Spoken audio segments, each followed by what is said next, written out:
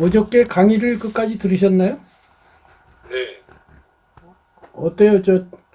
우리 문학 이야기는 이쪽 동네하고 전혀 딴 얘기인데 들을만 하던가요?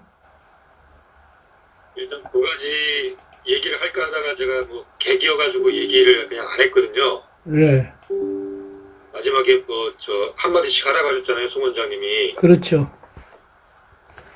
근데 또 비디오를 안 켜시고 있는 분들도 5분 이상 계셔가지고 저도 그냥 그분들 하는 것처럼 이제 조용히 있었고요. 네, 두 가지를 느꼈는데 하나는 지금 이 불교 탐구 모임보다도 네, 교수님 그 어제 이 그 눈빛이나 네, 이 어떤 에너지가 네. 거의 뭐 두세 배 이상 되더라고요. 아, 그래요? 예, 음, 열정이 대단하셨고 제가 뭐 확연하게 느껴진 게 그게 있었고 음, 그분들만큼은 제가 어제 이 그 물론 이제 저도 어린 왕자를 읽어봤고 어제 이제 교수님 말씀하신 것 통해서 새로운 호기심이 다시 이제 일어난 거는 사실인데 네, 그분들만큼까지는 아니었어요. 그래서 어제 뭐 출판위원회 뭐 이런 얘기까지 나왔잖아요. 네, 그래서 또 이 저 불교 탐구 모임과는 또 다른 네. 그 모임의 성격이 또 있구나. 그래서 하여튼 예 좋은 시간이었습니다. 의미 있었습니다. 그게 이제 왜 그러냐면, 어떻게 보면 불교와 기독교의 차이이기도 해요. 그래서 지금 신불교에 관심이 있으신데, 제가 신불교에 예술이 중요하다고 자꾸 강조하지 않습니까? 네네. 불교가 예술이 취약한 약점이 있어요. 문학도 예술의 하나잖아요. 이제 서양 철학에서는 그걸 에토스와 파토스라고 하는데, 이 파토스, 열정, 흥분, 그런 거 있잖아요. 그게, 불교는 그걸 죽여요. 그거를 욕망으로 보거나, 집착, 가래에서 그걸 타파할 걸로 보고 조용한 쪽으로 가니까, 그러다 보면 에너지도 죽거든요. 저도 그래요. 저도 문학을 이야기할 때는 즐거워요. 행복하고, 힘이 나요. 기분이 좋아져요. 그런데 이 구도 모임 같이 이렇게 딱딱한 철학 이야기를 하고 나면 뭐 지치지는 않아요. 왜냐하면 제가 이걸 또 탐구해 온 것이니까.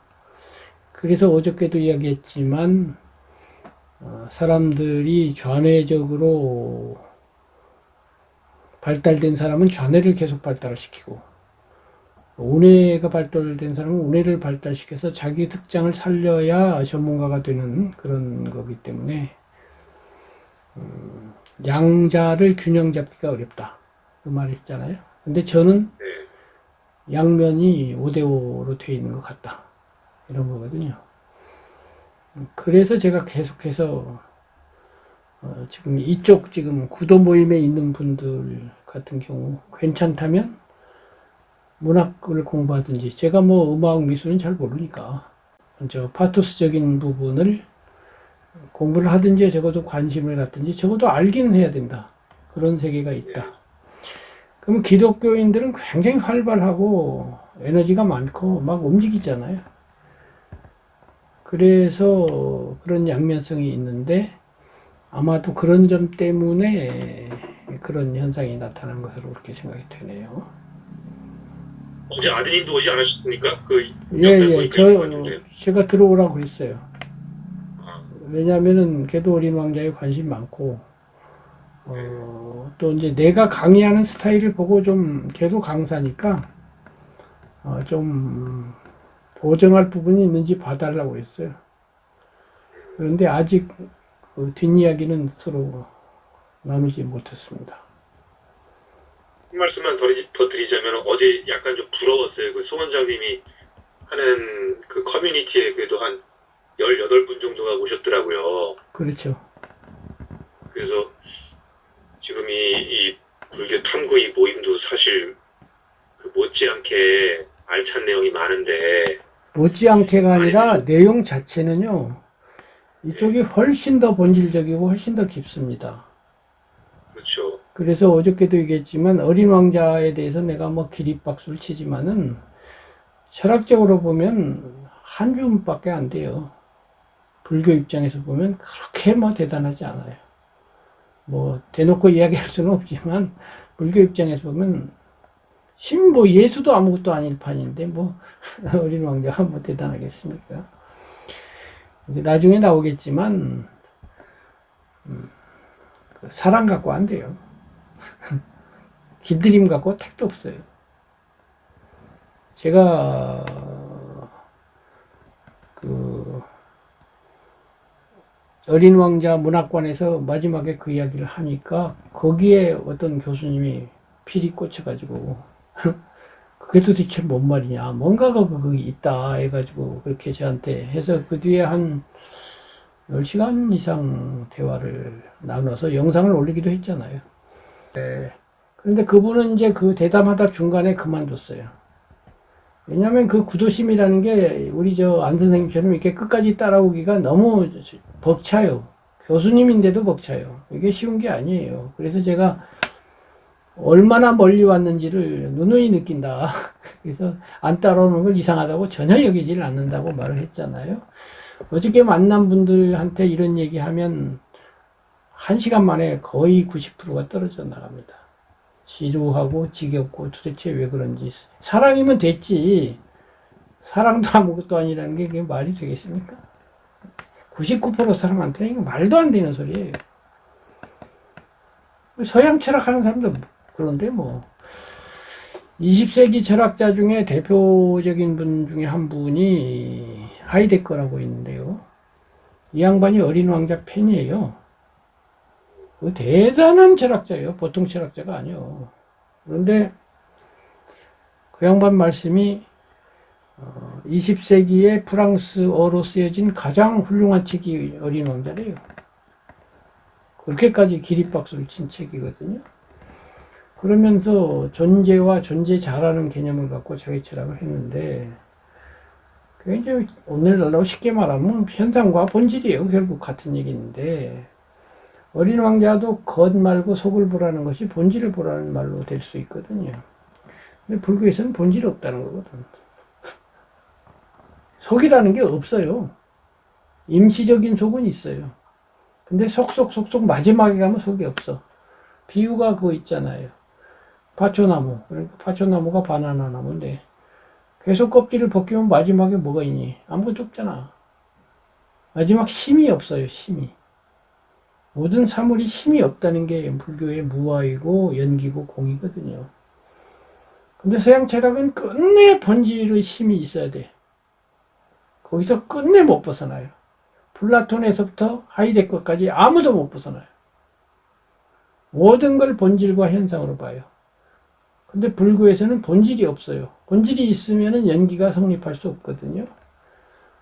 지난번에 힌두교에서의 그 브라흐만 사상이 브라흐만이 본질이고 그 본질이 나두어진 것이 이 세계다 이렇게 되잖아요. 그게 본질이거든, 철학으로 치면. 그럼 본질이라는 건 연기될 수가 없는 거예요. 원래부터 있었던 거고 이거는 임시적으로 있는 거니까 격이 달라, 두 개가. 본질과 현상은 수준차가 있는 거지. 하느님과 피조물과 똑같은 거예요. 하느님이 만든 건데 만들어진 세상하고 하느님하고 차원이 다르지. 근데 불교에서는 그렇게 차원이 다른 본질이 없고 차원이 다른 신이 없어요. 다 똑같은 상이 상관이에요. 속이 있다고 해도 그 속도 겉과 동등한 자격으로 속이지 절대 속이 더 중요한 속은 없어요. 끝내 본질을 인정하지 않고 실체를 인정하지 않는 게 불교거든요. 그렇다고 현상이 없느냐? 그렇지 않아요. 그것 때문에 많이 헷갈려 하는데, 그럼 바나나 나무가 없습니까? 바나나 나무 있어요. 더 쉽게는 그 양파 비유하면 되는데, 양파는 속에 심 같은 게 있어요. 나중에. 근데 더 분석해보면 심도 없지, 사실은. 바나나 나무가 없다고 지금 얘기하는 게 아니에요. 바나나 나무 있는데, 깨껍질을 벗겨보면 마지막 알갱이 그것만 혼자 있고 그것이 나는 바나나야 하고 주장하는 그 어떤 놈이 속에 앉아있지는 않고 여러 껍질을 합쳐갖고 그냥 할 수 없이 이름을 붙여야 되니까 바나나라고 붙였지만은 그 알 속에 없으니까 나중에 해체되고 썩으면 거름도 되고 뭐 무슨 물도 되고 해서 바나나라고 사라졌다. 그러면 본질이 있다면 바나나 나무가 다 없어진다 해도 그 본질은 남아 있어야 됐잖아. 그런 일이 있습니까? 없어요. 그냥 딴 걸로 바뀌는 거예요. 그럼 밖에서 물로 바뀌다. 그럼 물은 해체해보면 물의 본질이 있어가지고 물이 수증기로 타고 가면 원래 물이 본질이 남아 있습니까? 없어요.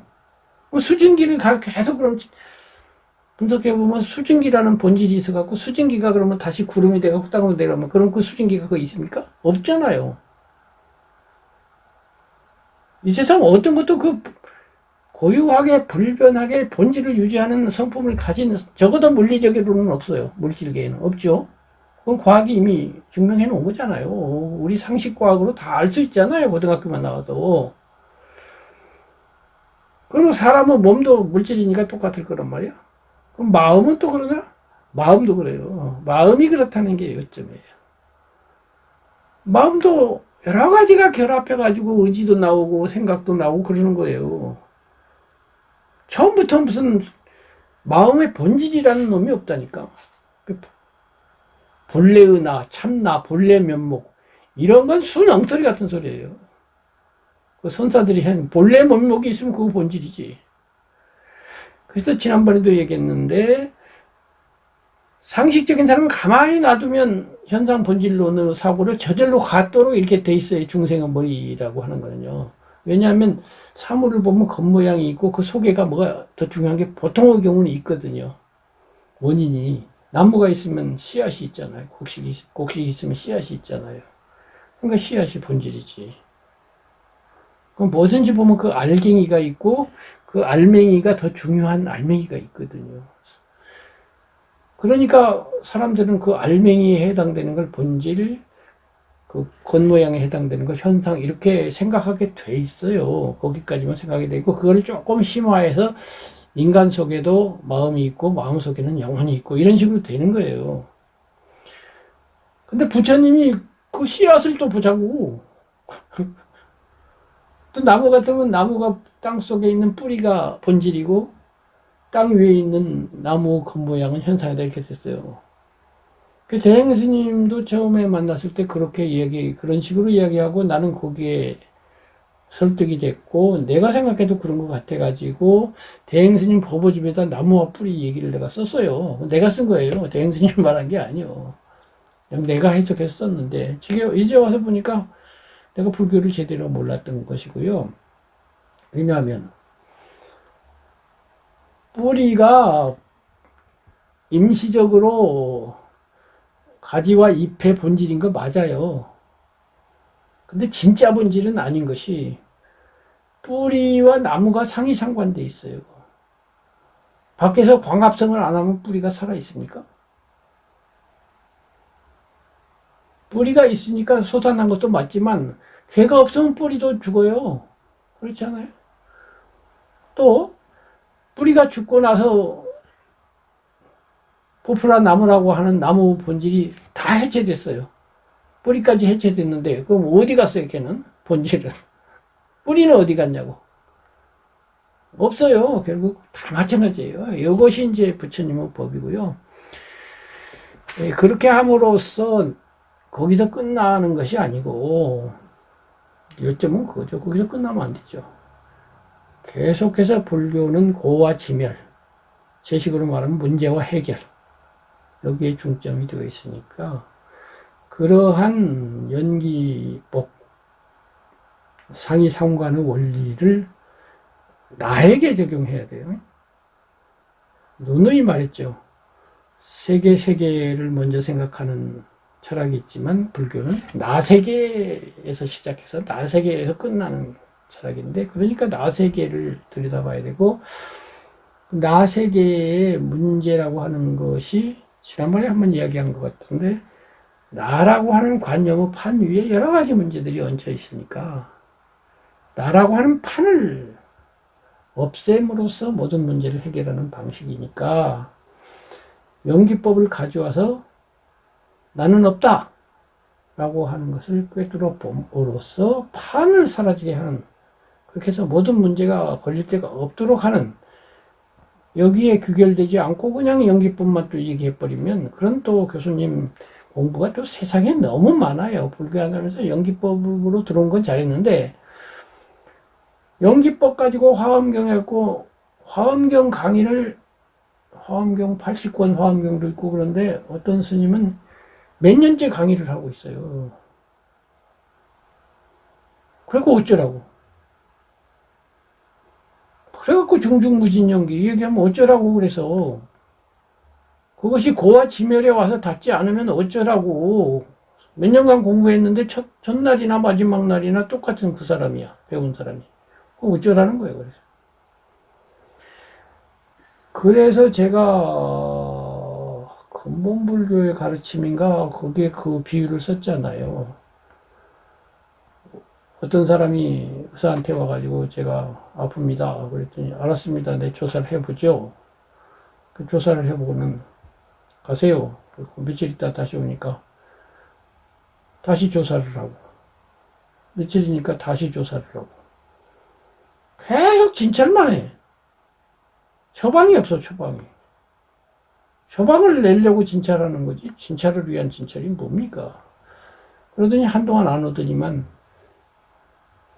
웬 여인이 나타나서 하는 말이, 여기 다니던 사람이 저희 남편입니다. 남편이 며칠 전에 죽었습니다. 그런 설법을 한다고요. 치료법하고 관계없는 설법을 해. 진단만 한다고 하니까. 우주가 막 중중무진 연기한대. 어쩌라고 그래서.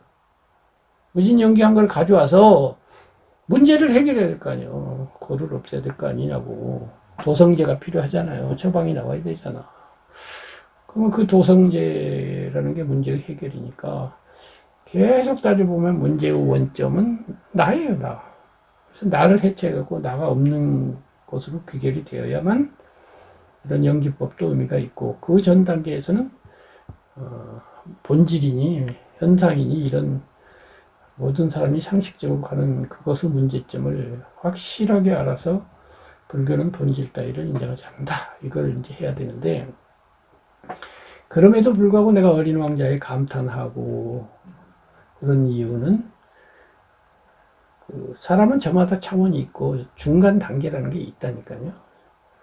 중간 단계에서 예술이 우리를 위로하고, 그 본질론도 그래요. 본질론도 중간 단계에서 많은 도움을 줄 수가 있어요.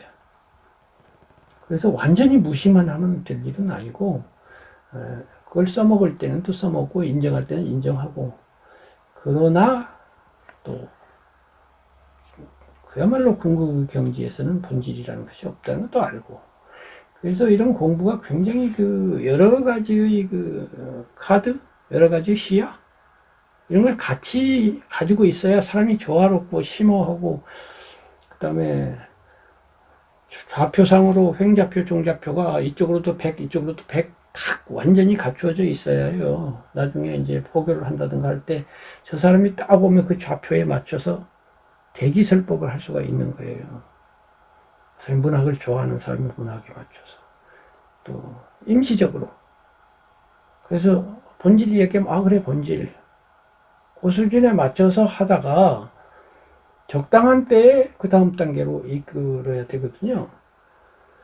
그런 것이 굉장히 훌륭한 스승이 할 수 있는 건데, 우리나라 스승들은 거의 가요, 오는 사람마다 다 약을 하나가 가지고 있어. 그 약이 만병통치다 하고서 전부 화도하라고 그러고, 전부 위파사나 하라고 그러고, 전부 자비하라고 그러고, 만병통치야. 그런 약은 없어요. 그런 약은 없고, 사람마다 다른 약이 있는 거예요. 수준마다 다른 약이 있고. 그래서 응병여약, 병 따라 감기 걸린 사람은 감기약이고 폐결핵 걸린 사람은 폐결핵 약을 줘야지, 무슨 약 하나 가지고 모든 병을 다 넣는 그런 약이 어디 있습니까? 네, 그런 문제가 있어요. 어쨌든 네, 그건 그렇고, 자 26번 자유와 필연으로 들어가 보자고요. 지금 이제 우리가 일단은 개별자 나를 인정을 했어요. 나중에 가서는 이 개별자 나가 뭐가 돼요? 이 개별자 나가 조금 전에 이야기한 바나나 나무예요. 바나나 나무가 없다고 한 게 아니라니까요. 바나나라고 불러야 되잖아. 그럼 김정빈이가 없는 것도 아니에요. 김정빈이가 있어. 바나나처럼 있는데, 바나나 껍질로 되어 있기 때문에 계속 벗겨보니까 알맹이가 없네. 이런 거예요. 김정빈이도 몸도 계속 벗겨보니까 알맹이가 없고, 정신도 계속 벗겨보니까 여러 가지 요소들이 상이상관해서 겉잎, 두 번째 속잎, 첫 번째 속잎, 두 번째 속잎, 세 번째 속잎 이렇게 서로 붙어갖고 엉켜가지고 상이상관해갖고 있는 것처럼 그렇게 있다는 것이지. 그래서 개별자 나가 없는 게 아니에요. 바나나 나무가 있어. 그것이 힌두교와 다른 점이에요. 힌두교는 바나나 나무 자체가 헛거예요. 이 세계 전부가 다 헛거야. 착각해가지고 바나나 나무가 있다고 보는 거예요. 환이요. 근데 부처님은 바나나 나무의 그런 상이 상관성 때문에 얘가 해체되고 나면은 사라지니까 환이지, 현재 존재하는 바나나 나무 자체를 부정하지는 않아요. 근데 힌두교는 바나나 나무 자체를 부정해. 이것이 이제 호리 유차면 천지현격이란 말이 있는데, 머리털 하나 차이가 나면은 천지로 갈라진다는 것인데, 우리나라 근대 고승 중에 그런 분이 있죠. 내가 술을 마셔도 마시는 놈이 없다. 내가 바람을 피도 바람을 피는 놈이 없고, 내가 맞았는데도 맞은 놈이 없기 때문에 맞은 것이 아니다. 이렇게 되는 말이 있는데, 그게 힌두교적인 말이에요. 이 몸을 부정해고, 지난번에 그런 말씀 하셨죠. 어떤 고승이 병 걸린 사람 오니까, 본래 내가 없기 때문에 병이 없다. 그게 힌두교적인 말이에요. 병을 부정하고 이 몸을 부정해. 바나나 나무를 부정하는 거예요. 부처님이 바나나 나무가 없다고 그런 적 없어요. 그러면 언제 부처님이 아픈 사람 보고 그렇게 아픔이 없다, 병이 없다 그런 적 있나요? 없어요. 병을 인정하고 의사한테 가봐라 그렇게 한 거예요. 당신도 아프면 의사 치료 받았어요. 그리고 배탈 나가지고 막 돌아가실 때도 고통당하고 그랬어요. 그 자체를 부정하는 거 아니에요. 그 몸과 마음 간에는 네 가지가 있어요. 원인과 결과의 관계가. 몸에 원인이 있어서 결과도 몸으로 가는 1번. 몸에 원인이 있는데 결과가 마음으로 오는 2번. 그 다음에 마음에서 원인이 있는데 그것이 몸으로 가는 3번. 마음이 원인이 돼서 마음으로 가는 4번. 이렇게 있죠. 예를 들면 그 몸에서 몸으로 간다. 그러면은 뭐 달리기를 했더니 땀이 났다. 뭐 이렇게 돼요. 근데 그것이 뭐 고통으로 갈 수도 있죠. 뭐 한 대 맞았더니 부어올랐다. 이런 것 같은 거예요. 그 다음에 이제 몸에서 마음으로 가는 거는 한 대 맞았더니 기분이 나빠졌다. 이렇게 되는 거겠죠. 거꾸로 마음에서 몸으로 가요. 어떤 여인이 어떤 사나이를 계속 생각했더니 상사병에 걸렸다. 이런 거 있겠죠. 마음에서 마음으로 가는 거죠. 몸과 관계없이 놀부가 흥부를 생각하니까 기분이 나쁘네. 뭐 이렇게 되는 경우가 있겠죠. 이 중에서 부처님은 몸자에 대해서는 관계를 안 해요. 그건 의사한테 맡기는 거예요. 몸에서 몸으로 가는 거는 의사가 할 일이에요. 석가모니가 할 일이 아니에요. 그래서 우리가 병이 걸렸는데 그걸 도로 해결하려고 하는 건 바보 같은 인간들이에요. 그거는 암이 걸렸으면 그냥 의사가 해결하는 거예요. 그거 도하고 아무 관련 없는 거예요, 그거. 무슨 부처님한테 빌거나 무슨 돌을 닦으면 만병이 없어진다는 그런 바보 같은 소리를 하는. 성철 스님도 그렇게 써놨더라니까. 돌을 닦으면은 만병통치. 예. 이 박사는 성자 아짜문이라는 책 혹시 보셨습니까? 예, 봤죠. 거기에도 그런 내용이 있거든요.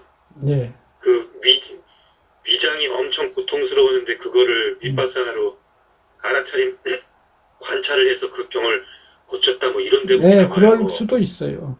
일부적으로 그럴 수는 있으나, 그건 예. 특례사항이에요. 그리고 그건 정밀하게 따져보면, 과연 그래서 그랬는지도 또 두고 봐야 돼요. 그러니까 이런 거예요. 1번을 지금 말하고 있어요. 4번 중에서.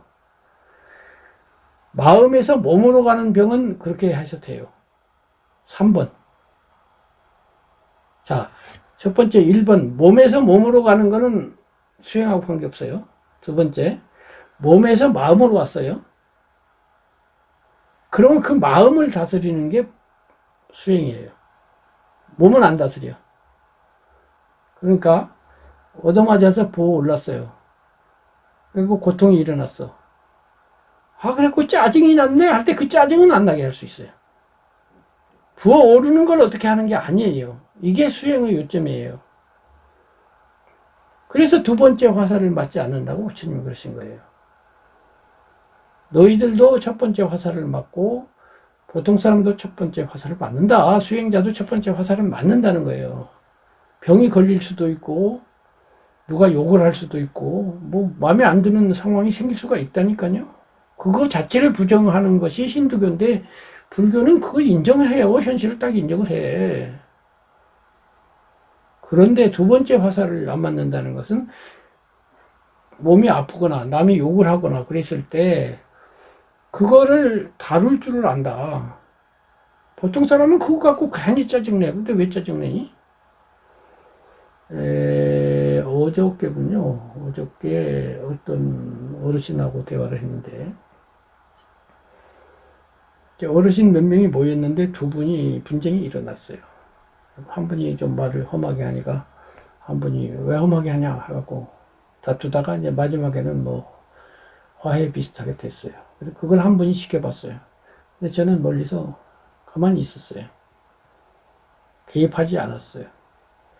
그랬더니 끝나고 나니까 왜 내 편을 안 들어주냐는 식으로 그래. 난 내 편을 뭐 그런 하는데 이제 돌아오다가 이제 제 말을 그동안에 좀 들어서 이해를 해요. 그분은 기독교 믿다가 지금 기독교 안 믿는 분이고 그런데 저도 이제 그 양반을 딱 봐가지고 그 양반 수준에 맞춰서만 얘기하지 막 깊은 얘기 해봐요 안 되거든요. 그래서 살짝 얘기를 해요. 근데 내 얘기를 굉장히 경청을 하고 그거 진리인 것 같아. 그 말 맞아. 이렇게 해서 당신은 말이야 세상에서 많은 일을 해야 되는데 이렇게 해요. 근데 많은 공부를 하신 분은 아닌 것 같지만 직관적으로 내 말이 옳다는 걸 아시는 거예요. 그래서 이제 제가 부처님 법이라고 하는 거는 그 두 분처럼 그렇게 해결하지 않는다. 그 중 한 분은 목사님이거든요. 은퇴한 목사님인데 그렇게 기독교에서는 도저히 공부할 수 없는 그런 뭔가가 있다. 그게 뭐냐 이거예요. 그래서 제가 부처님의 그 유명한 사리를 이야기했죠. 욕자라는 삼형제 이야기 있잖아요. 아시죠? 모르시나요? 라는 삼형제 잘 몰라요? 유명한 얘기. 말씀해 주시면 알 수도 있겠는데요. 이제 부처님 당시에 어떤 여자 신자가 있었는데 그 남편은 신자가 아니에요. 집에 와가지고 무슨 일만 일어나면 이제 불교에서 기본 그 예불이 우리나라는 안 그렇지만 빨리경으로 하면은 나모따사 바가와또 아라하또 삼마 삼부따사잖아요. 우리말로 치면 그냥 남마미타불이요. 그러니까 뭘 일하다가 예를 들면 돌부리에 발이 걸려 넘어지면 남마미타불 이러는 거지. 남편이 보니까 짜증이 나는 거야. 자꾸 나무아미타불 했으니까 저 옆에 내가 미쳤네. 오따마 시달타한테 아주 그냥 미쳐가지고 말이야. 화가 났어요. 그래가지고 부처님한테 와가지고 이 사람이 욕을 아주 잘하는 사람이에요. 막 욕을 했어요. 그러자 부처님이 아무 말도 안 하고 가만히 있었어요. 한 30분 떠들었겠죠. 그럼 생각해봐요. 계속 떠드는데 전혀 무반응이면 어떻게 될까요? 자기도 맥 빠지니까 가만히 있었지. 잠잠해지니까 부처님이 물어보시지. 내가 하나 물어봐도 되겠소? 예. 만약 당신이 어떤 집에 가가지고 선물을 갖다 드렸는데 주인이 안 받으면 어떡하겠소? 도로 가져오죠. 지금 당신은 30분 동안 나에게 아주 훌륭한 선물을 주셨지만은 내가 접수를 거부하고 딱 이렇게 한 거지. 나는 안 받아. 어저께 제가 유머 감각이 없다고 해서 유머러스하게 해보는 거예요. 아마 부처님이 이렇게는 안 했을 거지만 어쨌든 요점은 그거예요. 근데 거기에 엄청난 충격을 받았어요, 이 사람은.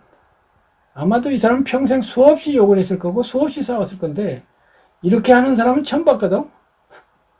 근데 부처님이 보통 분이냐고. 그냥 가만히 있었던 정도가 아니라 앉아있는 그 의연한 모습. 정신 차리고 보니까 이 양반이 앉아있는 모습이라든가 바라보는 눈빛이라든가 말씀하시는 어조라든가 이런 게 그야말로 나가 없는 사람의 말은 다르거든요. 어조가 다릅니다. 어조가 굉장히 중요합니다. 우리가 전화를 통해서 어떤 사람 목소리를 듣고 목소리가 이상하네, 감기 걸렸나? 혹은 걱정을 하고 있나? 이거 금방 알 수 있지요. 근데 막 만나면 잘 모를 수도 있는데 전화로 하면 아는 경우가 많아요. 왜냐하면 전화에만 집중하니까, 소리에만. 네, 만났을 때는 얼굴도 봐야 되니까 소리 집중이 덜 되죠. 그래서 제가 시에 대해서 시를 쓰고 낭송하고 낭송법도 가르치고 하는데 우리나라에 시 낭송가들이 많고 낭송가 협회가 있어요. 어떤 시인이 우리나라 낭송대회 10관왕 10번이나 1등을 했던 분 낭송시를 보라고 해서 봤더니 절대 저는 그 시를 상을 줄 수 없는 낭송이에요. 수행한 사람은 딱 알아요. 저 목소리 얼마나 가식적인지. 딱 한 구절 읽는 걸로 아주 막 사랑은 뭐가 그러니? 도대체 그게 뭐야? 아니. 순직하고 진실로부터 우러나오는 사랑 언어하고요. 사랑이 없는데 사랑인 척하는 사랑 언어는 전혀 다릅니다. 사실은 이거요. 3살짜리 꼬마도 알아요. 나는 너를 이뻐해 라고 하는 가식과 진짜 이뻐하는 사람이 하는 거 다르거든요. 언어가 그렇게 중요한데. 그래서 지금 경전에 보면 부처님 말씀 듣고 깨달았다는 구절이 되게 많아요. 500명이 깨달았는데. 지금은 그 경전을 읽으면 그래도 우리도 반이라도 깨달아야 되는데 전혀 못 깨닫잖아요. 그 중 하나가 부처님이 무화로 거기 계시고 그분이 말씀하시는 언어를 못 들어서 그래요. 글자로 읽어서. 그 법향을 느낄 수가 없는 거예요. 그러니까 상상력이 필요해요. 어저께도 제가 상상력 얘기했잖아요. 부처님이 그리고 얼마나 위대한지를 알아야 돼요. 대부분 사람 부처님은 그냥 내가 알고 있는 아주 현명한 사람보다 조금 나은 거 이렇게 생각을 한다니까. 내가 수많은 사람하고 부처님 얘기를 해도 나처럼 부처님을 높이 쳐다보는 사람을 본 적이 없어요. 공자님이 얘기했는데 나처럼 공자님을 우러러보는 사람 나 본 적이 없어요. 공자 강의하는 사람들이 별로 공자를 존경하는 것 같지 않아. 그래서 그 높고 위대한 부처님이 그 앞에서 이제 욕하다가 정신 차려보니까 딱 앉아있는데 나는 안 받았다. 이렇게 하니까 충격을 받고서 그냥 머리 깎고 바로 승려가 되어버렸어요. 근데 그 사람에게는 제자가, 형제가 있었는데, 동생들이 있었는데, 동생들이 또 욕을 잘해. 그리고 두 번째 동생이 왔는데, 역시 똑같은 과정을 거쳐서 또 비구가 됐어요. 세 번째가 왔는데 또 비구가. 이런 일이 있었어요. 자, 내가 왜 이 얘기를 하느냐면은, 아까 지금 우리가 무슨 얘기를 하고 있어요? 몸과 마음 간의 4가지. 몸에서 몸, 몸에서 마음. 그래서 몸에서 마음도 있지만, 밖에서 나도 있거든요. 그러니까, 욕하는 것도 몸에서 마음 할 때의 몸에 해당될 수 있다 이 말이에요. 누가 욕을 했을 때, 그래서 아까 지금 어떤 사람들끼리 분쟁이 있을 때 거기에 대해서 내가 말씀을 해드리는 거예요. 이런 것이 불교에 있다. 저 사람이 나에게 하대를 했다고 해서 목사님이 화가 나가지고 둘이 다퉜는데, 불교 공부를 제대로 한 사람이라면 저 사람이 나를 하대한다고 해서 화가 나지 않는 법이다. 그러니까 다툴 일도 없다. 그랬더니 그분이 참는 거냐? 아니, 참는 것이 아니다. 참는 거는 반드시 본전을 요구한다. 나중에 어디서 시어머니가 막 뭐라고 하니까 참기는 했는데, 고양이라도 쥐어박아야 되지.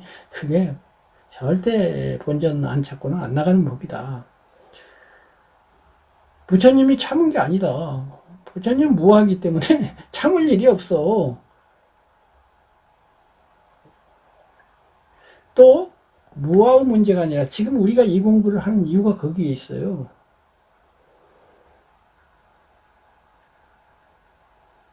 어저께도 어린 왕자 이야기하면서 했는데요. 어린 왕자의 핵심이 길들임이고, 길들임은 남과 나의 관계 속에서 일어나고, 그것이 결국 좋은 사랑. 그 사랑을 통해서 뭐 어떻게 해보자는 건데, 자, 아니다. 타인 타물로부터 얻어진 어떤 것도 근치의 해결이 되지 않아요. 아무리 사랑하는 사람이 100만 명이 있어봐요. 해결되나? 안 됩니다. 그쪽하고 완전히 끊고 나 안에서 해결돼야 돼요. 이게 무화가 돼서 해결되지 해결 안 되거든요. 이거 몰라요. 불교 아니면 모르고, 불교를 아는 사람들도 몰라요. 그래서 정말로 수행자는 타인 타물부터 어떤 영향도 받지 않아요. 욕을 하는 데 대해서 영향을 받지 않습니다. 욕을 하면 하나 보다지. 그래서 내가 물어봤어요. 천둥번개가 치면 화가 납니까? 안 납니까? 안 나죠. 근데 욕을 하면 왜 화가 납니까? 저거 천둥번개구나. 그러면 되잖아. 저건 소리인데 내용이 없는 소리니까 화가 나. 근데 내용이 이놈아 해서 욕이 났어. 화가 났어. 근데 이가 화가 나는 소리입니까? 아니지. 놈은요. 놈자만 하나 띄었어. 놈 그러면 화가 납니까? 안 나. 아 그러면 화가 납니까? 안 나. 근데 이놈아. 근데 이놈아 할 때 이놈이 누구를 가리킵니까? 나를 가리켜요. 나라고 하는 놈이 있으니까 가리키는 거야. 그게 화가 나는 거야. 나를 공격하니까. 나가 없으면 소리가 지나가는 거예요. 타인 탐을 의존적인 가치가 본질적으로 아무 소용도 없다는 것을 이제 앞으로 내가 논리적으로 많이 설명할 텐데요. 그걸 확실히 해둬야 돼요. 그렇다고 해서 돈이 필요 없는 거, 권력이 필요 없다는 것이 아니라니까요. 아까 바나나 나무가 없는 것처럼. 그런데 궁극적으로는 그렇다는 거예요. 부처님 정도 되면 타인 탐으로부터 아무런 영향을 받지 않게 되는 게 우리의 해탈이에요. 그래서 심지어는 죽어가도 죽음으로부터도 영향을 안 미칠 판이에요. 그래서 여기가 아파오는 것도 똑같아요. 여기가 부어올 때에도 부어오는 것 자체를 어떻게 하는 거 아니에요. 타인 탐을 어떻게 하는 거 아니에요. 좀 저 사람 힘 갖고 욕 못하게 억누르고 돈 있거나 권력 있으면 되지. 그래서 돈과 권력을 사람이 원하는 건데 불법은 그렇게 하는 게 아니에요. 아무리 돈과 권력을 억압해봐. 저쪽에 가서 어떤 놈이 또 욕하잖아. 대통령도 욕하는데. 근데 욕하거나 말거나 내가 완전히 해탈하면 완전히 해탈하지. 그래서 근치가 되지. 근치하는 방법이에요. 그래서 그것이 판을 없애는 거예요. 위에 있는 물건들을 다루는 것이 아니라고요. 그래서 내가 또 소크라테스 얘기를 했죠. 소크라테스도 마찬가지다. 마누라가 하도 바가지를 긁어 대니까 그럼 소크라테스가 화를 냈겠냐? 짜증을 냈겠냐? 전혀 안 내지. 화도 안 내고 짜증도 안 내니까 답답하니까 와서 바가지에다 물 떠가지고 머리에 부으니 소크라테스 가라사대 어허 천둥이 치고 나더니 비가 오는구만. 유명한 얘기죠. 이렇게도 볼 수 있어요. 한편으로는 이 무화가요. 나가 없는 건데요. 한편으로는 엄청난 자부심이기도 해요. 역설적인데요. 다시 말해서 정말로 고귀한 정신을 가지고 있다면요. 이건 이제 소크라테스적으로 보면 고귀한 정신을 갖고 있다는 건 뭘 의미하냐면요. 지금 다음에 이제 자유 이야기를 할 건데요. 완전히 자유롭다는 것이고요. 완전히 자유로워야 고귀하지, 자유가 없는 남에게 배어있는 사람은 고귀할 수가 없겠죠. 이 고귀한 정신을 갖는다는 건 뭐냐면요. 내 삶을 내가 운영한다는 거예요. 종은 자기 삶을 자기가 운영 못하죠. 주인만이 자기 삶을 자기가 운영을 하죠. 그런데요, 자기 삶을 완벽하게 자기가 운영한다고 하면은 가정을 해보세요. 밖에서 오는 어떠한 것도 나를 침범할 수 없어요. 100% 내가 자유를 운영한다면요, 남이 나를 불행하게 만들 수가 없습니다. 내 명예를 손상시키면 내가 불행해져야 되는데, 진짜로 고귀한 사람은 그 욕먹는다고 해서, 즉, 다시 말해서, 누군가가 욕을 하든지 뭘 해가지고 나를 불행하게 만들 수 있다는 상황은요, 내가 완전히 자유롭지 못한 상황이에요. 즉, 그 사람이 나를 조종할 수 있는 여지가 있는 거예요. 저 사람은 욕하면 화난다 하는 사실은요, 내가 욕을 함으로써 저 사람을 조종할 수 있는 거예요. 화나도록. 그렇죠?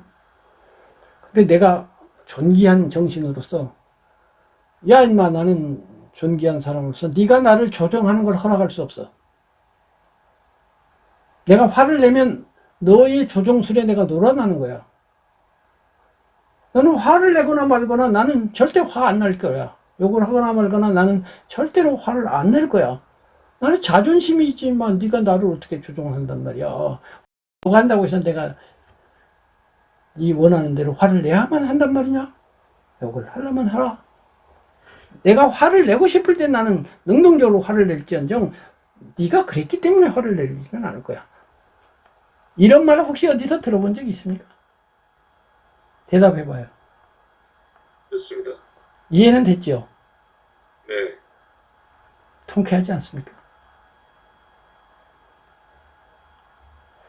그런 높은 정신을 가져야 돼. 화를 낼 때 그 사람에 대해서 막 반응할 것이 아니라, 야, 너는 나를 화나게 하려고 지금 욕을 하고 있는데 나는 내 자유야. 화나고 안 나고는 내 맘이야. 네가 화나게 했기 때문에 화를 내면 나는 너에게 조종당하는 놈이야. 내가 그것밖에 안 되냐? 감량이. 그리고 여러 가지 관점에서 이것을 말을 할 수가 있어요. 어쨌든 처음으로 돌아가서 몸이 아프다든가 이렇게 됐을 때, 또 남이 욕을 했을 때 문제는 그 자체는 막을 수가 없다는 거예요. 부처님 말씀은. 돈이나 권력으로 줄일 수는 있어. 근데 첫 번째 화살 자체를 막을 수는 없어. 그런데 화살이 날라왔을 때 그거를 내 맘대로 할 수는 있어.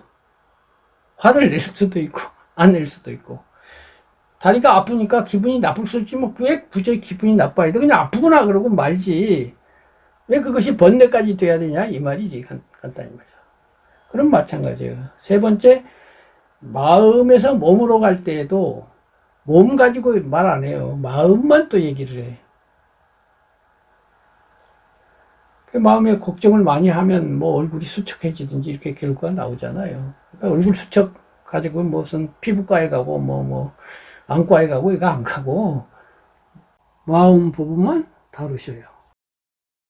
마음에서 또 마음으로 갈 때는 두 개 다 다뤄야 되겠죠. 그러면 아까 어떤 수행자가 수행을 통해서 어떤 병적인 것들이 치유되었다 할 때에도, 만약 그렇다면 그것은 내가 볼 때는 마음에서 몸으로 간 병이었기 때문에 그렇지, 몸에서 몸으로 일어난 병은 그렇게 될 수가 없어요. 그래서 높은 수행자들도 암 걸린 사람 많아요. 심지어는 치매에 걸릴 수도 있다고 저는 봐요. 근데 문제는 아까도 말한 것처럼 마음 부분에서 그 점을 잘 생각해야 돼요. 그래서 그 수행으로서 무슨 병을 치료하려고 한다든가 이런 생각은 언감생심할 필요가 없습니다. 어쨌든 그러면 그렇게 하고요. 그래서 이제 자유와 필연인데요. 어쨌든 개별자 나는 나를 둘러싸고 있는 환경에 의해 제한받는 면에서는 부자유한 존재이다. 그렇죠. 날씨라든가, 국가라든가, 이웃이라든가, 기타 많은 것들에 의해서 영향을 받죠. 그러나 비록 한정적이기는 하지만 개별자 나에게는 어떠한 상황에 처하든 그 상황을 받아들이거나 저항, 반발, 개변하는 양편 중 한 편을 선택할 수 있는 힘, 즉 자유가 있다. 여태 얘기한 거 그거예요. 욕을 하는데 저항할 수도 있고 반발할 수도 있고 바꿀 수도 있고 그걸 다룰 수 있는 자유는 있다 이거죠. 그러니까 부자유해요. 저 사람이 욕을 하는 상황 자체에 대해서는 어떻게 할 수가 없는 그런 부자유가 있지만 욕이 나한테 딱 왔을 때 그 욕을 다룰 수가 있고요. 기타 다른 것도 다 마찬가지예요. 욕만 그런 것이 아니고요. 병에 대해서도 그렇고 뭐에 대해서도 그렇고. 그런데 이에 대해서 인간에게 또는 모든 생명체에게 자유가 없다고 보는 반대 이론이 있다. 특히 요즘 자연과학계에서 이런 주장을 많이 해요. 인간이 자유라고 생각하는 것은 자유가 아니고 필연이다 이거죠. 자유로운 생각이나 말을 할 수밖에 없도록 그 전에 원인들이 다 있기 때문에 얼핏 보면 자유인 것 같지만 사실은 기계적으로 자유로운 거다 이거예요. 노래하는 태엽감은 노래하는 무슨 가수가 있다고 하면 그 태엽 의심에 의해서 노래를 하는 것 같이 인간은 좀 복잡할 뿐이지 역시 그런 태엽 인형 같은 존재다. 기계 같은 존재다. 이렇게 보는 입장인데 자연과학계에서 이런 생각을 가진 사람이 점점 많아지고 있고 그래요. 그 이론은 인간이 자유롭다고 느끼는 것은 착각이라고 본다. 그 이론을 주장하는 이들은 인간은 세계의 일부이며 인간을 포함하는 세계의 모든 사물은 자유 없는 기계처럼 움직인다. 그러니까 생명 없는 것들은 다 그렇죠. 필연론이죠. 자유가 없죠. 돌멩이한테 자유가 없고 당구공한테 자유가 없죠. 그래서 당구공 1번을 딱 두드리면 그 힘에 의해서 딱딱딱딱딱딱 움직여서 5초 후에는 어디 가서 어떻게 있는다라고 하는 것이 딱 결정돼 있죠. 제3의 길은 전혀 없죠. 딱 그 길로 필연 반드시 그럴 수밖에 없는 길을 거쳐서 거기가 딱 있죠. 그럼 당구공이 그렇고 원자가 그렇고 분자가 그렇고 물질의 작은 것들이 다 그렇죠. 물질 자체는 전부 이렇게 돼 있죠. 그렇기 때문에 이거를 연구해 가지고 예측을 하면 딱딱 맞아 떨어지죠. 그래서 저 몇 광년 떨어져 있는 별까지 우리가 날아갈 수도 있고 화성을 가서 탐측을 할 수도 있고 이렇게 되죠. 그래서 이들 기계론자, 이 기계론자들은 생명이 있는 것들도 그렇다. 좀 복잡할 뿐이지 나무도 그렇고 나무보다 좀 복잡하기는 하지만 사슴도 그렇고 사슴보다 좀 복잡하기는 하지만 인간도 그렇다. 이렇게 보는 거죠. 이들 기계론자들은 마치 감겨진 태엽이 물리 법칙에 따라 풀리고 부딪힌 당구공이 물리 법칙에 따라 굴러가듯이 인간의 정신 또한 자유 없는 물질 단위체처럼 기계적인 법칙에 의해 발동되고 진행된다고 주장한다. 그러나 대개의 사람들은 물리계에 대해서는 그 생각에 동의하지만 정신계는 그렇지 않다고 생각한다. 많은 사람들은 또 그렇지 않다고 생각하죠. 그들은 말한다. 인간으로서의 우리에게는 일어나고 싶으면 일어나고 싶지 않으면 일어나지 않을 수 있는 자유가 있는 듯이 여겨진다. 실제로 우리가 그렇게 생각하잖아요. 이 강의에 오고 싶으면 오고 안 오고 싶으면 안 온다. 내 자유다. 이렇게 생각하지. 올 수밖에 없어서 내가 온다. 그런 거 아니잖아요. 그러면 또 이에 대해서 필연론자가 또 반박을 해요. 그러나 둘 중 하나를 선택할 수 있도록 하는 그 자유는, 자유라는 건 결국 뭐냐면 갈림길에서 왼쪽으로 갈 수도 있고 오른쪽으로 갈 수도 있는 그런 선택이니까 그 이전에 주어진 조건들에 의해서 필연적으로 일어난 것이며, 내가 왼쪽으로 간 이유는 네가 자유로워서 그런 게 아니고 그 전 단계에서 왼쪽으로 갈 수밖에 없는 과거의 원인 때문에 그렇지 않냐. 그러니까 넌 자유로웠던 게 아니야. 이렇게 말을 해요.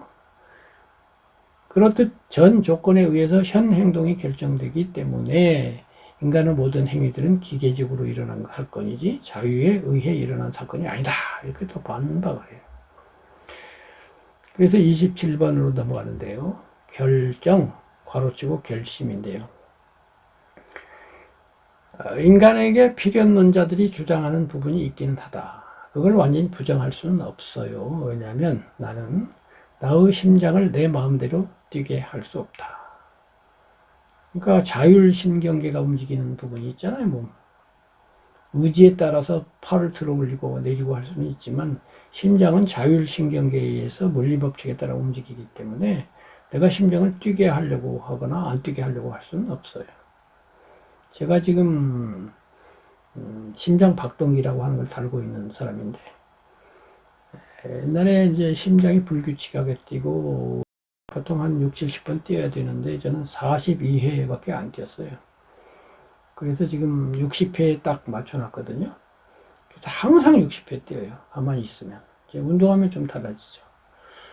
이거는 이제 자율신경계이기 때문에 그렇게 하는 건데, 어쨌든 심장이 뛰는 것을 관장하는 자율신경 부분은 나의 의지와 상관없이 일어난다는 점에서 자유는 의지로서 하는 건데요.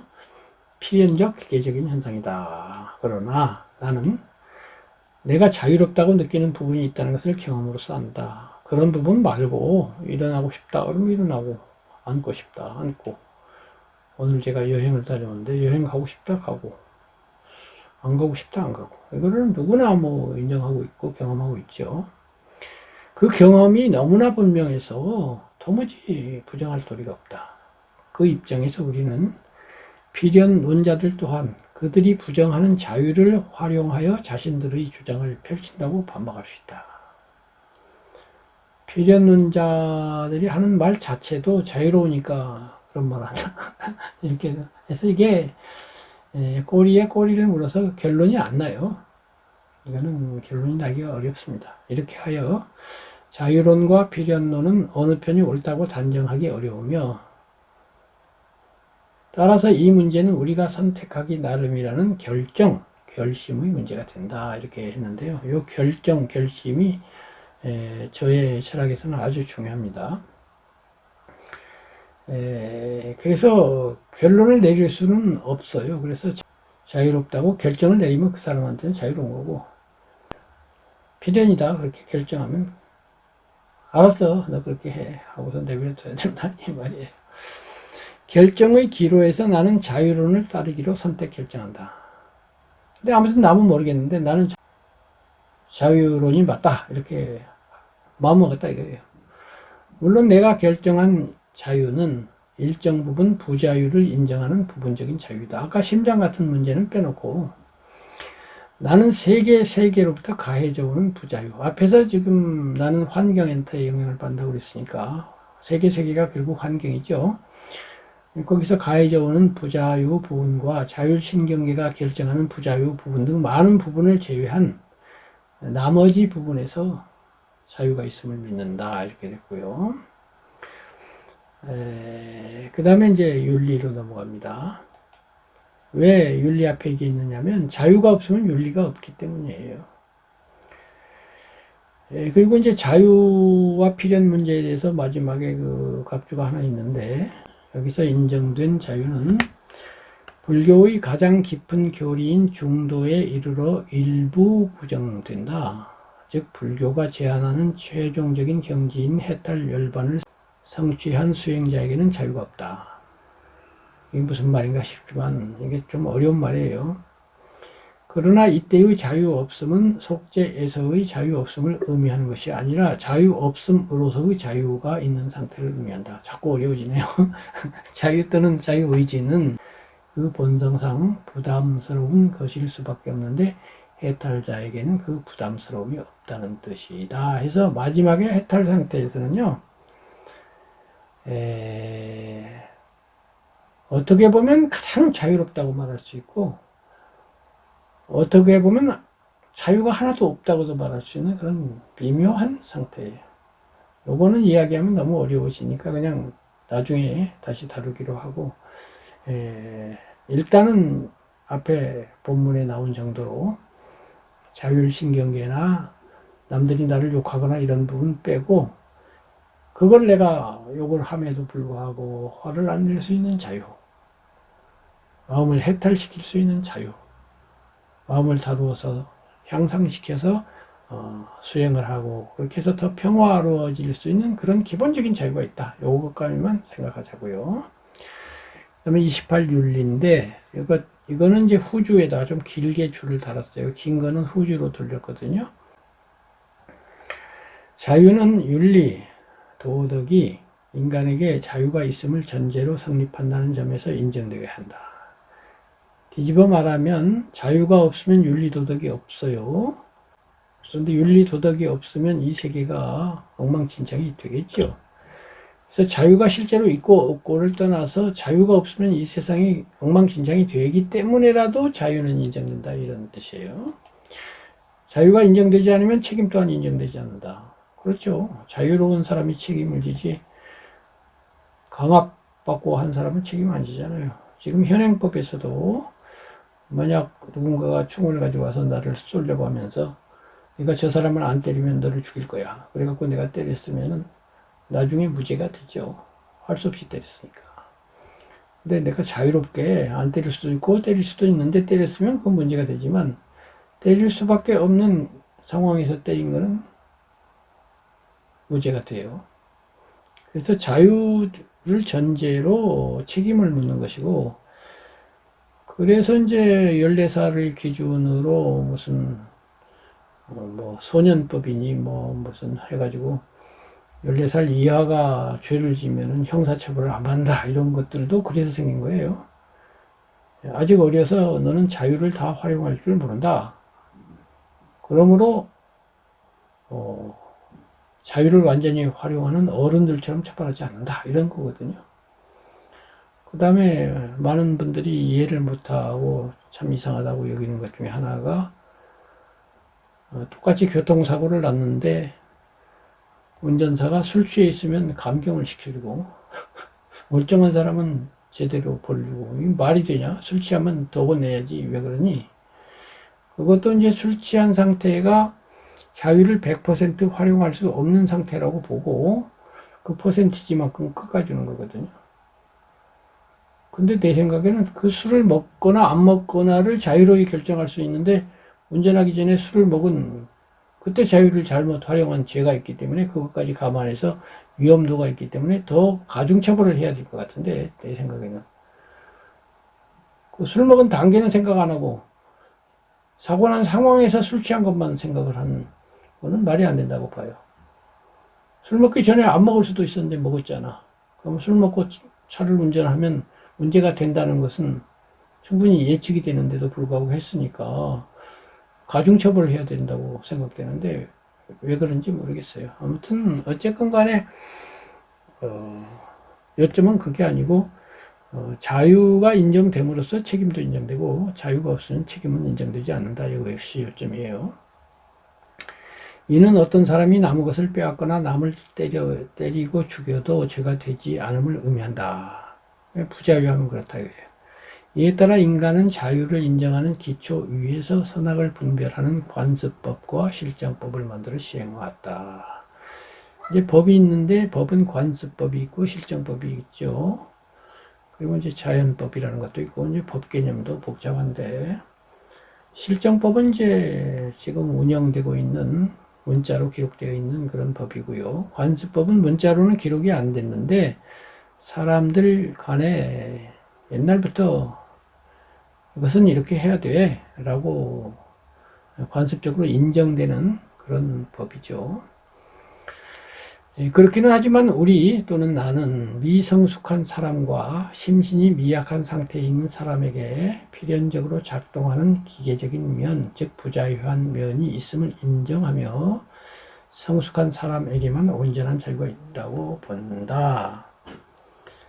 아까 말한 것처럼 14살 못 됐거나 5살밖에 못 됐거나 애들은 자유를 완전히 활용할 수 없죠. 또 심신미약, 아까 술이 취했다거나 마약에 취했다거나 또 정신이 덜 발달된 무슨 그런 사람이거나 이렇게 되면 자유가 적어지고, 자유가 적어지면 적어진 그만큼 기계적으로 작동하게 되는, 기계와 비슷하거나 동물과 비슷해지죠. 그런 면이 있어요. 그래서 자유를 온전히 활용한다는 것은 다 큰 사람, 훌륭한 인격자에게만 그러하죠.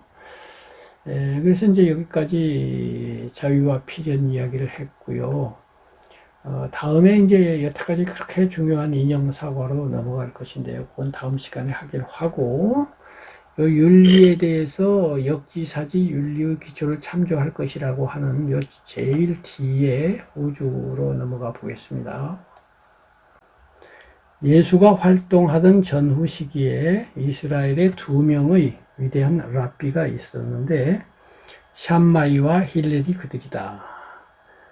두 사람은 각각 자신의 학파를 창시했는데 샴마이는 경전을 보수적으로 해석하는 편이었고 힐렐은 보다 융통성 있게 해석하는 편이었다. 예수하고 비슷한 시기예요. 조금 빠를 거예요.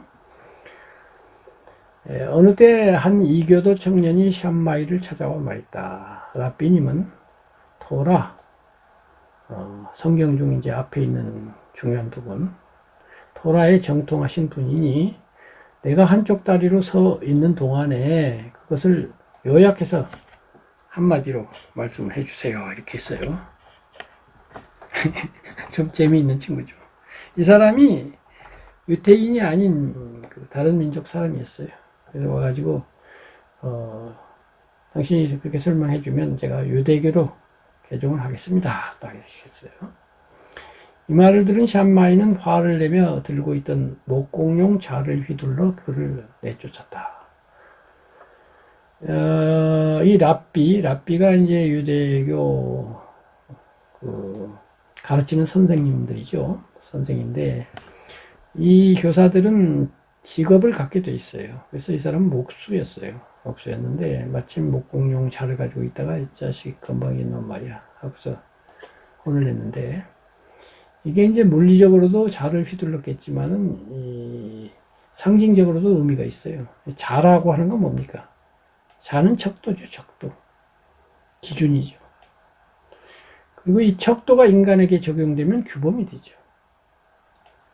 따라서 샴마이가 휘두른 자는 그가 준수해온 율법을 상징한다고 볼 수 있다. 샴마이에게 실망한 청년은 이번에는 힐렐을 찾아가서 똑같이 말했는데, 앞에서 말한 것처럼 힐렐은 율법을 책에 적힌 그대로 딱딱하게 해석하는 사람이 아니었다.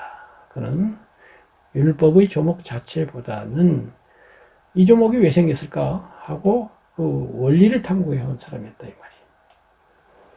그게 궁금하군 그래 하고 힐렐이 말했다. 사실은 이렇게 말한 건 아닌데 제가 이제 문학적으로 만들어 본 거예요. 내가 보기에 자넨 참 욕심이 많군. 다양한 해석이 가능한 심오한 경전을 한마디로 요약을 해달라고 하다니 말이야. 아, 그조차 깁니다. 이런 소리 말아요. 어서 말씀해 주세요. 저는 이런데 이 시간을 쓸 만큼 그렇게 시간이 많지 않아요. 그러니까 그렇다면 한쪽 발로 서보게. 내가 토라를 한마디로 정리를 해줄 테니까. 청년이 그렇게 하자 힐렐이 말했다. 자네가 하고 싶지 않은 일을 남에게 시키지 말게. 기가 막히죠. 이제 힐렐이 재미있는 일화가 많아요. 그래서 그 유태인들이 제일 좋아하는 랍비입니다. 이 힐렐이. 힐렐은 여간에서 화를 내지 않는 사람이었다. 아까 소크라테스 이게 똑같아. 현자들은 다 똑같습니다. 어느 때 친구가 아닌 두 사람이 힐렐을 화나게 할 수 있냐 없냐 가지고 내기를 했어요. 그래가지고 그를 화나게 할 수 있는 쪽에 돈을 건 남자는 힐렐을 화나게 하려고 힐레리 목욕을 하고 있는 때에 맞춰서 그를 찾아갔다. 목욕탕 문을 두드려 힐레를 불러낸 남자는 힐렐에게 인간의 머리는 왜 동그랗습니까? 이렇게 물어봤어. 힐렐은 성의껏 대답해 주었다. 대답을 마친 힐렐이 목욕탕으로 돌아가자마자 남자는 다시 목욕탕 문을 두드렸다. 그러고는 또 나오니까 힐렐에게 흑인의 피부는 왜 검어요? 하고 또 물어봤어.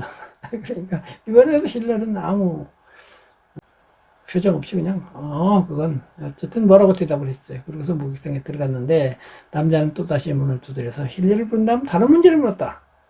그렇게 5번을 아무 의미도 없고 쓸모도 없는 질문만 계속 했어요. 그러면 틀림없이 화가 나겠지 하고서 이제 한 거예요. 근데 힐렐의 태도는 변함이 없었다.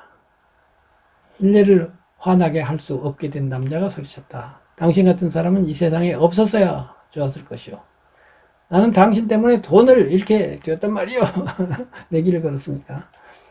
남자로부터 그가 화가 난 까닭을 듣고 나서 너 왜 화가 났니? 그러니까 돈 걸었는데 말이야 당신이 화를 안 내잖아. 그러니까 힐렐이 웃으면서 말했다. 내가 인내심을 잃기보다는 당신이 돈을 잃는 편이 낫소다 이랬다는 거야. 근데 이거는 앞에 제가 설명한 것보다는 깊은 말이 아니에요. 인내심은 참는다는 거잖아요. 이 사람은 인내심으로 참은 거예요. 왜냐하면 외래교 철학에서는 인격체가 있거든. 나라고 하는 인격체가 있는 거예요. 무아가 아니요. 근데 참아낼 줄 아는 수양이 된 것 뿐이요. 근데 부처님은 전혀 달라요. 나가 없어서 참은 게 아니라는 거예요. 참을 나가 없어. 상대방이 허공에다가 돌을 던지고 공격한 셈이 되게 그렇게 되어 있어요. 어쨌든 인간은 기본적으로는 동물이다. 그렇지만 인간은 동물인 한편 동물 이상이기도 하다. 그렇다면 인간을 동물 이상으로 만들어주는 것은 무엇일까? 그것은 타인의 고통과 행복에 공감할 줄 아는 그런 능력이다. 동물들도 이게 약간은 있어요, 사실은. 물론 기본적인 공감 능력은 동물에게도 있다. 하지만 동물에 비해 인간의 공감 수준은 훨씬 높다. 이 높은 수준의 공감 능력은 자의식, 즉 자신이 자신임을 아는 것에 기초하여 설명한다. 언젠가 얘기했을 것 같아요. 강아지는 내가 나인 줄을 모른다. 나와 주인을 구별할 줄은 안다. 근데 내가 나와 주인을 구별할 줄 아는 것을 알지는 못해요. 그래서 자기 반성을 할 줄 모르고 자기가 자기를 고칠 수가 없어요. 그래서 수양을 못해. 주인이 얘를 나쁜 성질로 만들려면 만들 수도 있고 좋은 성질로 만들려면 만들 수도 있고 말 잘 듣게 만들려면 주인이 훈련하는 대로 돼요. 순치가 돼. 길들여져. 어저께 어린 왕자 때 얘기한 것은. 그래서 길들임이라는 게 그렇게 좋은 게 아니에요. 길들여지니까. 근데 자유를 가진 사람은 길들일 수가 없어요. 아까 얘기했잖아요. 나를 말 잘 듣게 길들이려고 하는데 야 네가 길들인다고 해서 내가 너에게 자존심이 있지 길들여지겠단 말이냐? 이렇게 할 수가 있기 때문에 이런 문제가 있어요. 이거 굉장히 깊은 얘기고 잘 생각해 봐야 되는 문제예요. 어쨌든 불교 유식학은 대상의 인식을 상분, 견분, 증분, 증, 자정분 등 4단계로 분별한다. 상분은 대상을 마음으로 본 것. 내가 산을 봤을 때 산이 상분이죠. 견분은 주체의 마음이 대상과 접촉하는 것을 내가 그 산을 보는 거예요. 증분은 보아가지고 알았어요. 증자증분은 안 것을 다시 아는 거예요. 이게 이제 자의식이에요. 아는 줄 아네? 이렇게 되는. 강아지는 못하는 그건데 이 4단계 중 여타 동물에게도 앞으로 3단계는 있어요. 걔도 산이 산인 줄 알고 이렇게 보는데 여타 동물에게는 없고 인간에게만 있는 건 4번째 단계 증자증분이다. 아는 것을 아는 것은 곧 내가 나인 줄을 안다는 것이며 이 단계에 이르러 인간은 주체자로서의 세계 속에 우뚝 서게 되고 이렇게 해서 이제 내가 주인이 되고 삶의 주체가 되는 거예요. 길들여지지 않는 사람, 고귀한 사람이 될 수 있는 거예요. 여기서 그를 기반으로 하여 인간의 위대한 문화가 전개된다.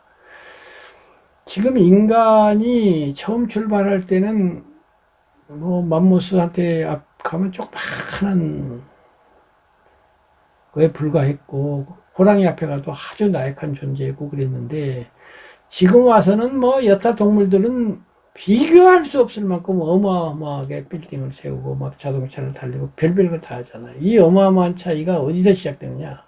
바로 이 자증분 여기서 갈라져 갖고 그래요. 다른 동물들은 30만 전 원숭이가 지금 원숭이랑 똑같아요. 인간은 이렇게 달라진 거죠.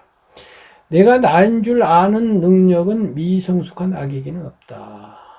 근데 이게 아기에게는 없어요. 아기가 내가 나인 줄은 몰라요. 아기는 생후 몇 개월 동안 자기와 대상 세계를 구별하지 못하다가 점차 자신과 세계를 구별하기 시작한다. 그 구별이 두드러지는 만큼 아기는 부모로부터 독립되는 존재, 즉 자유를 갖고 그 자유에 대한 책임질 존재가 된다.